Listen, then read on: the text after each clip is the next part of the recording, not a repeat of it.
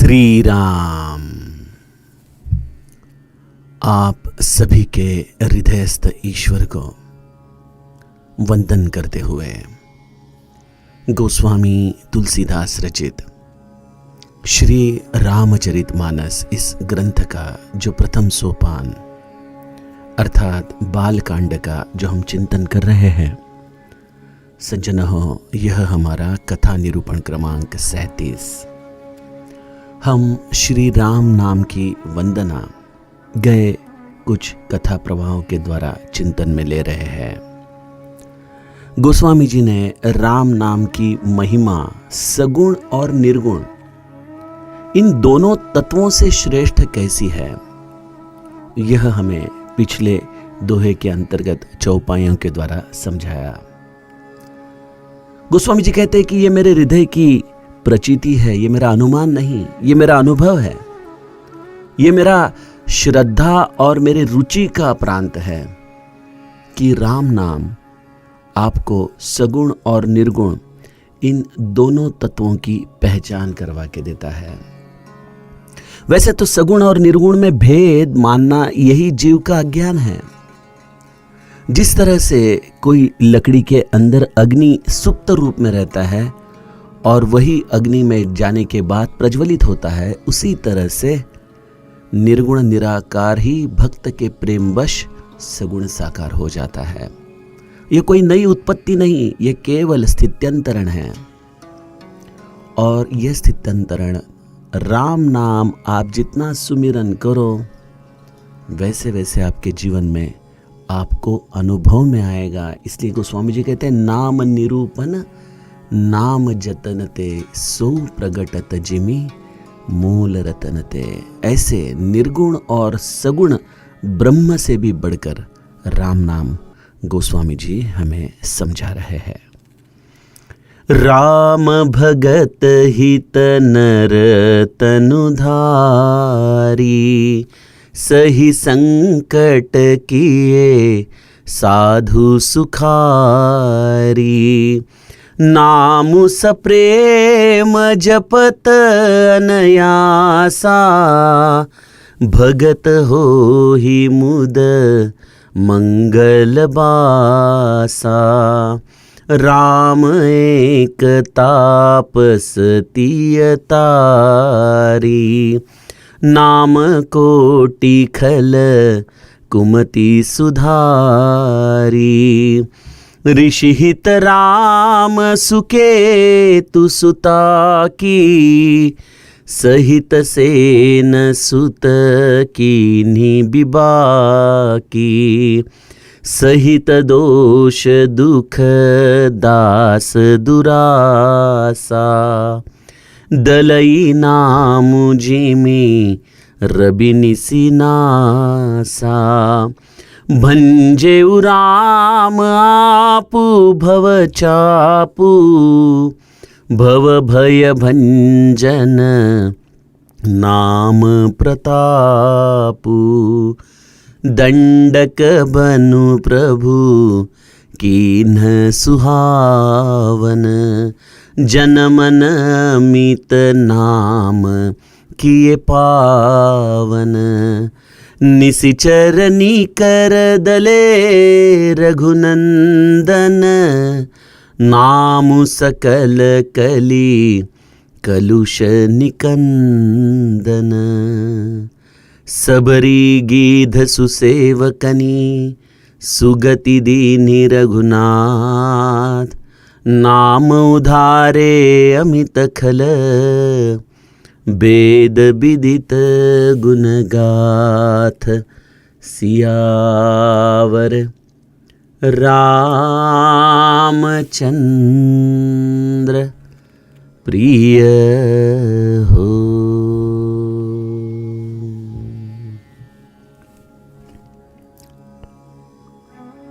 सज्जनों, आज के इस उच्च विद्या विभूषित समाज में जब हम यह राम कथा गाते हैं तो एक निश्चित संशय बुद्धिजीवी लोगों के मन में आता है कि वह राम जो त्रेता युग में होके गया, वह राम जिसने कौशल्या और राजा दशरथ के प्रांगण में अपनी बाल लीलाएं की, जिसने बड़े होकर रावण से युद्ध में उसे मारकर समस्त लंका जीती, लोगों को जिसने सुखी किया, यह चरित्र तो हम जानते हैं। ऐसे चरित्र को हम इतिहास की रूप की तरह देखें या वर्तमान के रूप में देखें। और वर्तमान में अगर हम इस राम कथा का, इस राम चरित्र का दर्शन करने जाए तो यह कलियुग अत्यंत हमें विदारक रूप में दिखाई देता है। ऐसी स्थिति में हम केवल यह राम कथा गाने से हमें क्या लाभ होगा? जो बीत गया, जो काल के अंदर समेट गया, ऐसे रूप की वंदना, ऐसे कथा को गाकर हमें क्या प्राप्त होगा? गोस्वामी जी आज इसलिए हमारे जैसे ये जो संशय में जीने वाले लोग हैं, उनको कलियुग में प्रभु रामचंद्र का अवतार क्या है और उसका भी वही कार्य है जो त्रेता युग के राम ने किया, वह इन चौपाइयों के द्वारा समझा रहे हैं। तो इससे सबसे पहला निष्कर्ष गोस्वामी जी हमें बता रहे हैं कि राम कथा यह पुराण नहीं, राम कथा यह केवल इतिहास नहीं, राम कथा यह नित्य वर्तमान है। प्रभु रामचंद्र का कार्य नित्य निरंतर चल रहा है, बस उसे देखने की दृष्टि हमें आनी चाहिए। और दृष्टि से भी ज्यादा मैं तो कहूंगा कि हमें वह कार्य जानने का हृदय में अनुभव लेना चाहिए। तो त्रेता युग का राम कलियुग में नाम के रूप में प्रगटा है, बस। क्योंकि कलियुग में जो शत्रु है वह कोई एक देशीय शत्रु नहीं है। और वैसे देखा जाए तो हमारे इस युगों की परंपरा में हम जो शत्रु का रूप है उसे अगर जान ले तो हमें समझेगा कि प्रभु रामचंद्र ने अब नाम अवतार क्यों लिया है। एक प्यारी सी कथा है उसके लिए। जिस सत्य युग में समस्त जीव यह अत्यंत ईश्वर प्रणिधान में व्यस्त रहते थे, सत्य उनके जीवन का स्वाभाविक अलंकार था, इसलिए भगवान भी ध्यान के द्वारा उन्हें तुरंत दर्शन दे देते थे। उनके सगुण साकार रूप भी इस भूमंडल पे नित्य अनंत भक्तों को दर्शन देते थे। शत्रु का तो लगभग नाम ही नहीं था, शत्रु बहुत दूर दूर तक थे। जैसे हमने देखा कि हिरण्याक्ष कहाँ था, तो ब्रह्मांड के नीचे जो रसातल है उसमें वह अपने कट कारस्थान की निर्मिति कर रहा था। तब भगवान ने उस हिरण्याक्ष को किस तरह से वराह रूप में जाके उसका अंत किया। तो शत्रु दूर दूर तक नहीं थे, दूर दूर तक। समस्त ब्रह्मांड में यह खल प्रवृत्ति हमें कहीं दिखाई नहीं दे रही थी। इसलिए जीव अत्यंत स्वस्थता पूर्वक ध्यान कर सकते थे, सत्य जीवन का आचरण कर सकते थे। ठीक है, फिर आया त्रेता युग। त्रेता युग में प्रभु रामचंद्र का अवतार हुआ अयोध्या में, जो भारत भूमि का एक अत्यंत मान बिंदु है। और शत्रु ने जन्म लिया लंका में, या शत्रु अपना कार्य लंका के भूमि पर से कर रहा था। अगर हम यह लौकिक लंका आज देखें तो वह भारत और लंका के बीच में समुंदर है। तो शत्रु पास आया लेकिन एक देश में नहीं आया। सत्ययुग जैसा वह कहीं पाताल में नहीं आया, वह भूमि पर ही आया लेकिन दूसरे देश में आया। तो उसके लिए प्रभु रामचंद्र ने त्रेता युग में अवतार लिया और वही समस्त जनों को सुख देने का चरित्र बन गया। लोग बड़े प्रेम भाव से, सद्भाव से यज्ञ की पूजा करते थे, क्योंकि त्रेता युग में साधन मार्ग था यज्ञ। फिर आया द्वापर युग, जिसमें श्री कृष्ण भगवान ने अवतार लिया। और तब शत्रु कहां आया? एक ही हस्तिनापुर में दो सगे भाइयों के द्वारा, एक कौरव और दूसरे पांडव, तो एक ही घर में शत्रु आ गए। और उनके बीच में कई बार यह योगेश्वर श्री कृष्ण आके उनसे बात कर रहा है, संवाद कर रहा है, लेकिन इसका फल क्या हुआ? कुरुक्षेत्र में लड़ाई हुई, भाई भाई आपस से जूझ पड़े। चलो पांडव कौरव की बात भी अगर थोड़ी देर हम दूर रखें, तो श्री कृष्ण भगवान जिस वंश में आए, उस यादव वंश में, द्वारका में क्या हो गया? यही द्वापर युग के अस्त का समय था, जब कलियुग शुरुआत होने जा रहा था। तो शत्रु एक घर में आ गए। सत्य युग में पाताल और भूमंडल, त्रेता युग में दो भिन्न भिन्न देश, और द्वापर में वही शत्रु एक घर में आ गए। और कलियुग में जैसे जैसे समय बहते गया, तो शत्रु और निकट आया और निकट आया, और उसने हमारे चित्त में स्थान बना लिया, हमारे हृदय में स्थान बना लिया। तो समस्त खल प्रवृत्तियां इस कलियुग में मानवी मन के अंदर है। अब बताइए, इस मन को कौन सुधारे?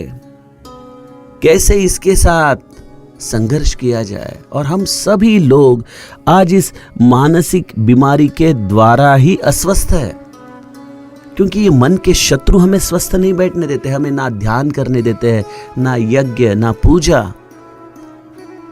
तो कलियुग में ईश्वरी अवतार बहुत प्रबलता से इस नाम के द्वारा आया है, और यही नाम रूपी हमारे जीवन में शस्त्र सद्गुरु हमें प्रदान करता है। ज्ञान देवा मंत्र, हरि नामाचे शस्त्र, यमे कुळ गोत्र वर्जियले। ज्ञानेश्वर महाराज कहते हैं कि ये हरि नाम मेरे सद्गुरु ने मुझे शस्त्र के रूप में दिया है। ऐसे शस्त्र के साथ जो नित्य निरंतर अपने मन को संस्कारित करे, अपने मन के साथ जो नित्य संवाद करे, उसे इसी मन के आधार से प्रभु का दर्शन हो जाता है। हम ना नामस्मरण करते हैं और ना हम प्रभु रामचंद्र के सगुण चरित्र पर प्रेम करते हैं। ऐसी यह कलियुग की महिमा है। हम अपनी अस्वस्थताएं दूर करने के लिए एंटी डिप्रेशन की मेडिकल दवाइयाँ खाएंगे, या कोई शराब या और कोई लत को हम अपनाएंगे। लेकिन अगर कलियुग में कोई व्यक्ति राम नाम का आश्रय ले, तो यह जो मानसिक नैराश्य है, ये जो दुविधा है हमारे अंतःकरण की, वह अपने आप समाप्त हो जाएंगे। क्योंकि राम नाम यह एक संपूर्ण ईश्वर का चरित्र है, संपूर्ण। जिसने इसका अनुभव लिया वही वो जाने, अन्यथा हमारे लिए तो वो एक केवल अक्षरों का संचय है।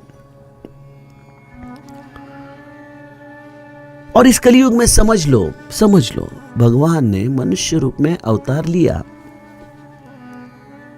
इस युग में भी संत आते हैं ना, असली संत आते हैं, लेकिन इस कलियुग में कौन इन संतों के अवतार को मानेगा? यह बड़ा प्रश्न है। कौन मानेगा? आज घर में बच्चा अपने माँ बाप को मानने को कई बार तैयार नहीं होता, बड़ों का आदर करने को तैयार नहीं होता। तो कोई संत इस भूमि पर आए और उसे हम बिल्कुल श्रद्धापूर्वक मान ले, यह कलियुग में होना बिल्कुल असंभव है। इस कलियुग में हम लोगों को विद्या विभूषित कहते हैं, लेकिन हम देखते हैं कि यहाँ पे पाखंड भी उतना ही चलता है, अंधश्रद्धा भी उतनी ही चलती है। इसका कोई अंत नहीं है। भले व्यक्ति आज मंगल पर जाने की चर्चा करे, उसकी योजनाएं बनाए, लेकिन आज मंगल ग्रह की पीड़ा दूर करने के लिए न जाने हम क्या क्या करते हैं। तो कलियुग एक ऐसा युग है जहां पे भ्रम ही भ्रम फैला हुआ है। ऐसे भ्रमित युग में कोई सच्चा संत आए तो वो अपनी पब्लिसिटी तो नहीं करेगा, वो बस बैठा रहेगा, तो कौन उसके तक पहुंच सकता है। इसलिए ईश्वर भी इस कलियुग में अवतार लेने में थोड़ा संकोची करता है। ऐसे भ्रमित बुद्धि को ठीक करने के लिए एक ही मार्ग है, नाम का। जिसने जिसने इस नाम का आश्रय लिया, प्रभु रामचंद्र का कार्य उसके जीवन में, उसके अनुभव में आ जाता है। इसलिए गोस्वामी जी कहते हैं, राम भगत हित नर तनुधारी, सही संकट किए साधु सुखारी, नाम सप्रेम जपत अनयासा, भगत हो ही मुद मंगल बासा। हम आगे जाके राम जन्म की जब कथा सुनेंगे तो ब्रह्मदेव इत्यादि समस्त देव अत्यंत चिंतित थे। उन्होंने इस परम तत्व को अत्यंत मन से पुकारा। जब रावण इस ब्रह्मांड में अपने अराजकता को फैला रहा था तो उस अराजकता का मुकाबला करने की ताकत देवों में नहीं थी। यह सारे देव हतबल हो चुके थे। तब ब्रह्मदेव ने महादेव के कहने से इस ईश्वर तत्व की आराधना की, उसे अत्यंत प्रेम से पुकारा। और तब प्रभु रामचंद्र विप्रधेनु सुर संत हित लीन मनुज अवतार। किसके लिए अवतार लिया? विप्र ब्राह्मण, धेनु गोमाता, सुर देवता, विप्रधेनु सुर संत, संतों के हित के लिए, इन चारों समस्त तत्वों के हित के लिए प्रभु रामचंद्र ने अवतार लिया।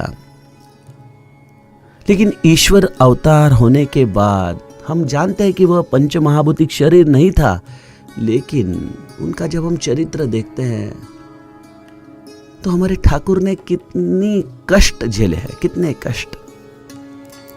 अयोध्या में राजा दशरथ और कौशल्या के गोद में जिसने जन्म लिया, जिसका पूरा यह बचपन इस संपन्नता के द्वारा संपन्न हुआ है, जो सबके आंखों के तारा थे लगभग, और ऐसे प्रभु रामचंद्र जुवानी में अपने पत्नी के साथ, अपने भाई के साथ वनवासी रूप में, तापस बेश विशेष उदासी, 14 बरस राम बनवासी। इस तरह से 14 बरस नंगे पैर वनवास का स्वीकार करते हैं। क्यों? विप्रधेनु सुर संत हित।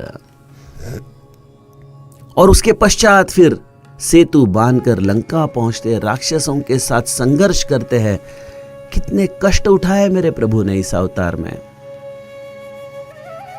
लेकिन प्रभु रामचंद्र यह समस्त कष्ट उठाकर इन 4 तत्वों को सुख देना चाहते थे। और यह कार्य होने के पश्चात अयोध्या में प्रभु रामचंद्र का राज्याभिषेक हुआ। लेकिन वाल्मीकि रामायण में उसके बाद भी प्रभु रामचंद्र के कष्ट समाप्त नहीं होते। सीता जी से वियोग हो जाता है। अपने 2 पुत्र अपने ही सामने आकर यह चरित्र जब गाते हैं, तब सीता जी भूमिगत हो जाती है, अपने माता के गर्भ में फिर से समा जाती है। और उसके पश्चात जब प्रभु रामचंद्र का शरयू में अपना लौकिक देह विसर्जन होता है, वहां तक अगर हम देखें तो कितने कष्टों से भरा है यह समस्त चरित्र। कितने दुख उन्होंने सहे। तो ऐसे कलियुग में प्रभु रामचंद्र, जिनके ऊपर हमारी विशेष स्नेह है, हमारा विश्वास है, हमारी श्रद्धा है, क्या हम चाहेंगे कि हमारे प्रभु हमारे लिए फिर से ऐसे कष्ट ले, फिर से उन्हें वही तकलीफ हो? अरे इस युग में जो संत भी प्रभु रामचंद्र के कार्य के लिए जन्म लेते हैं, उन्हें कितने कष्ट सहने पड़ते हैं।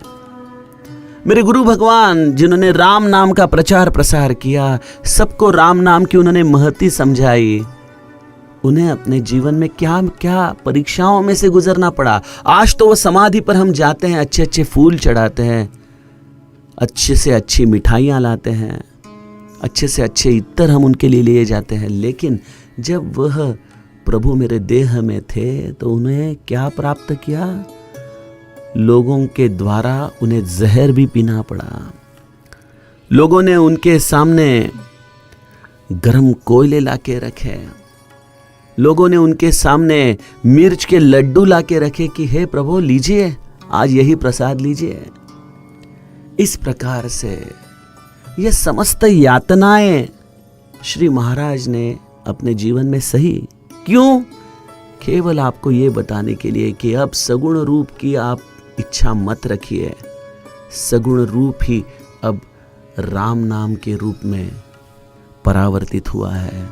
राम नाम के द्वारा ही आप प्रभु का दर्शन कर सकते हैं। और गोस्वामी जी कहते कि ऐसे राम नाम को जो अत्यंत मन से आर्तता से अपने हृदय में स्मरण करेगा, मैं आपको उसकी अनुभूति बताता हूँ। नाम सप्रेम जपत अनयासा, भगत हो ही मुद मंगल बासा। प्रभु रामचंद्र को तो सगुण साकार रूप में कई कष्ट झेलने पड़े, लेकिन उनके जो भक्त है, जो इस कलियुग में या और भी कोई युग में, चहु जुग चहु श्रुति नाम प्रभाव, कलि विशेष नहीं आन उपाओ। गोस्वामी जी कहते कलियुग में तो और कोई आधार ही नहीं है।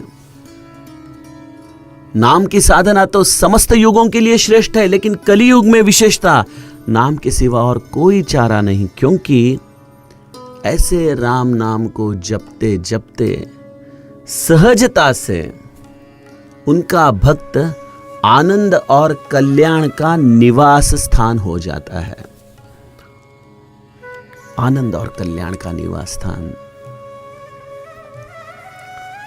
देखिए, हमने भी अपने अनुभव से देखा है कि जिन्होंने अपना जीवन राम नाम को समर्पित किया है, ऐसे वृद्ध व्यक्तित्वों को भी हम जब मिलते हैं तो देखते हैं कि इतनी उम्र में भी उनकी हंसी, उनका आनंद, उनके आंखों में भरा हुआ प्रेम, करुणा, यह समस्त हमारे जैसे लोगों को बड़ा आनंद प्रदान करती है, उत्साह प्रदान करती है कि किस तरह से जीवन जिया जाए। क्योंकि ऐसे राम नाम से भरा हुआ जीवन केवल आनंद और कल्याण का निधान होता है। ऐसी व्यक्ति कभी अपने जीवन से निराश नहीं होती, कभी किसी के बारे में निराश पूर्वक बात नहीं करती। वो हमेशा सकारात्मक रहते हैं, सकारात्मक सोचते हैं। आज के भाषा में कहा जाए तो ऐसे लोगों को मिलने के बाद हमारी बैटरी चार्ज होती है, पॉजिटिव एनर्जी आती है हमें काफी। क्यों? क्योंकि जिन्होंने इस राम नाम के प्रति अपना जीवन समर्पित किया, वह भगत हो ही मुद मंगल बासा, आनंद और कल्याण का निवास स्थान वो बन जाता है। उसे कोई कष्ट नहीं लेने पड़ते, ना उसे जहर पीना पड़ता है, ना गरम कोयले और ना मिर्च के लड्डू। इसमें से उसे कोई अपने जीवन में परीक्षा के रूप में देना नहीं पड़ता, ना प्रभु रामचंद्र की तरह कष्ट उसे सहने पड़ते हैं। तो आप कहेंगे कि राम नाम लेने वाले व्यक्ति को जो वो अपने मन में इच्छाएं लाए वो सहजता से वो प्रदान हो जाती है क्या? इसके कारण वो आनंद और कल्याण की निधान है।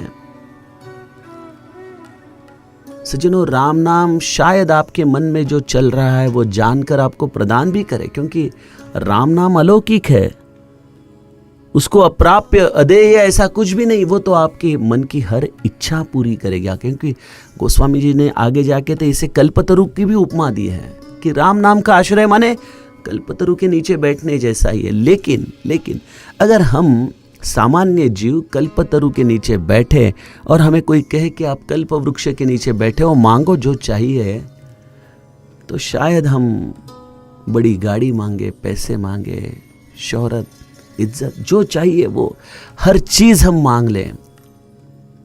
लेकिन राम नाम लेने वाले व्यक्ति को अगर कहा जाए कि भाई आप कल्प वृक्ष के नीचे बैठो, कुछ मांगो, तो वो बोलेगा मांगने के लिए कुछ रहा ही नहीं, क्या मांगे। राम नाम का चमत्कार ऐसा है कि वो आपके मांगने की जो भावना है, जो इच्छा है, उसे ही समाप्त कर देता है। जो है, जैसा है, ठीक है, आनंद है। यह भावना आपको राम नाम प्रदान करता है और यही जरूरी है, क्योंकि आदमी के इच्छाओं का अंत नहीं है। आज दुनिया का सबसे अमीर आदमी भी अगर हम पूछे कि भैया आपको अब काफी हो गया, या नहीं, काफी तो है लेकिन रुक नहीं सकते, और चाहिए, और चाहिए। हमें क्या चाहिए यही हमें पता नहीं है। हमें चाहिए आनंद और कल्याण। हमें जिस स्थिति में भगवान ने रखा है उस स्थिति में हमें समाधान में जीने की कला सीखनी है, और यह कला हमें राम नाम से ही प्राप्त हो सकती है। इसलिए गोस्वामी जी कहते हैं कि अनायासा, क्योंकि कोई कष्ट करने की जरूरत नहीं है। बस आप बैठे बैठे जहां हो वहां पे राम नाम रटते रहिए, उसका सुमिरन करते रहिए। जो जैसे आपको हो उस तरह से राम को आपके जीवन में उतारते रहिए, और देखिए आपका जीवन आनंद और कल्याण का निधान हो जाएगा। गोस्वामी जी कहते त्रेता युग में राम जी को अहिल्या उद्धार करने के लिए विश्वामित्र के साथ जाना पड़ा। विश्वामित्र जी अयोध्या में पहुंचे तब उनका नामाभिधान गोस्वामी जी ने किया था महामुनि। जब अयोध्या में राजा दशरथ के सामने वो बैठे और उन्होंने जब राम और लक्ष्मण के लिए पृच्छा की तो महामुनि से वो मुनि हो गए, और राजा दशरथ अत्यंत उद्विग्नता से उन्हें विप्र कहता है, हे ब्राह्मण, आपने सोच के मांगा नहीं, आपने तो मेरे प्राण मांग लिए। राम और लक्ष्मण को मैं आपको नहीं दे सकता। तो महामुनि से मुनि, मुनि से विप्र होकर विश्वामित्र राम और लक्ष्मण को लिए जाते हैं। कहते हैं राजा दशरथ को कि मुझे यज्ञ का रक्षण करने के लिए 2 तेरे सुपुत्र चाहिए। लेकिन यज्ञ रक्षण तो विश्वामित्र खुद भी कर सकते थे, वो तो क्षत्रिय थे, बड़े क्षत्रिय का शौर्य उनके पास था, तो उन्हें राक्षसों को संभालना, निपटाना ये कोई बड़ी बात नहीं थी। उनका असली मकसद तो था राम एक तापसती अतारी। प्रभु रामचंद्र ने एक तपस्वी अहिल्या का उद्धार किया, और इस अहिल्या उद्धार हेतु ही विश्वामित्र प्रभु रामचंद्र को वन में लेना चाहते थे। लेकिन अगर यह चरित्र राजा दशरथ को वो पहले बताते तो शायद राजा दशरथ इस चीज के लिए कतई नहीं मानता, या अगर मानता तो राम लक्ष्मण को अपने सेना के साथ भेजता, जाओ और तुरंत वापस आओ। और चमत्कार सबके सामने नहीं होते हैं। विश्वामित्र अहिल्या के मन की पीड़ा जानते थे, और इसलिए विश्वामित्र ने लगभग अहिल्या के हृदय में ऐसा वचन दिया था कि आपके लिए मैं प्रभु रामचंद्र को यहाँ पे लेके आऊंगा। और शायद तभी वह तपस्विनी कहती होगी कि हे प्रभु, ये कैसे मुमकिन है? वो अयोध्या में राजा दशरथ के सुपुत्र है, उनके प्राण है, वह उन्हें कतई नहीं आने देंगे। विश्वामित्र रूपी सदगुरु कहते होंगे, हे अहिल्या, धीर रख, भले मुझे अपमान सहना पड़े, भले मुझे कटु वचन सहने पड़े, लेकिन मैं आपके उद्धार हेतु राम लक्ष्मण को यहां लेकर आऊंगा। और ऐसे प्रभु रामचंद्र को अहिल्या उद्धार हेतु विश्वामित्र उस वन में लेके आए। अब मुझे बताइए कि अहिल्या ने जो सो कॉल्ड पातक किया है, यह कोई उसने किया हुआ हेतुपूर्वक पातक नहीं था। ऐसे पातक इस कलयुग में कितनी अहिल्याएं और कितने इंद्र करते हैं, इसकी शायद गिनती ही ना हो। ऐसे कलयुग में जिनकी मति ही पातक रूप हो चुकी है, ऐसे कोट्यावधि अनंत दुष्टों को सुधारने के लिए कितने विश्वामित्र आएंगे और कितने प्रभु रामचंद्र उनके हेतु विचरण करेंगे।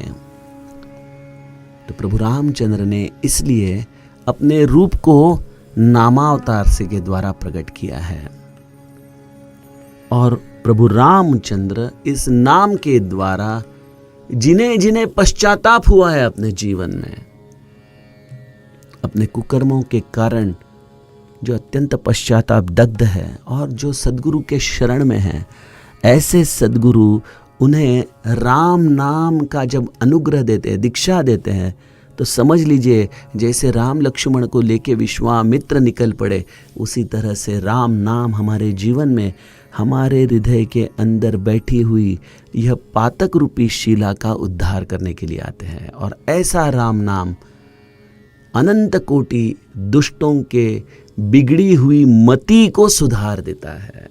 यह है राम नाम की महिमा कलयुग में।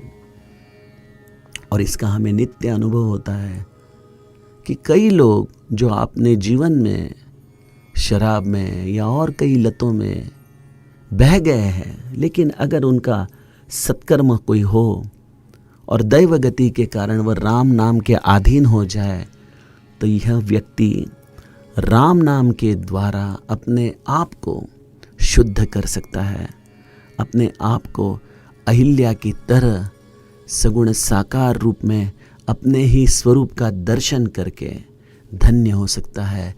यह है कलयुग की महती, जिसमें राम नाम यह एक अत्यंत प्रभावी शस्त्र है।